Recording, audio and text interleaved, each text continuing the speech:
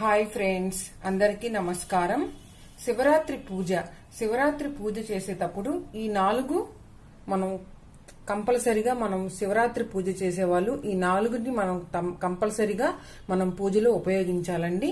అదేమిటంటే పరమేశ్వరుని పూజించేటప్పుడు ఈ 4 తప్పనిసరిగా ఉండాలండి. అప్పుడే మీకు శివానుగ్రహం అనేది కలుగుతుందన్నమాట. నుదుటిన విభూది అండి, మనం విభూది తీసుకోవాలి. నుదుటిన విభూది ధరించి పూజ చేయటం వల్ల శివుడు శీఘ్రంగా ప్రసన్నం అవుతాడని హిందువులు ప్రగాఢ విశ్వాసం.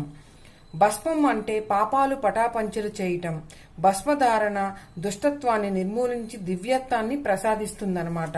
రెండోది మెడలో రుద్రాక్ష. శివరాత్రి రోజు పూజ చేసేవాళ్ళు ఎప్పుడైనా సరే శివుని పూజ చేసేవాళ్ళు రుద్రాక్షను ధరించి పూజ చేయాలండి. మెడలో రుద్రాక్ష. హిందువులు రుద్రాక్షను సాక్షాత్తు శివస్వరూపంగా భావిస్తారు.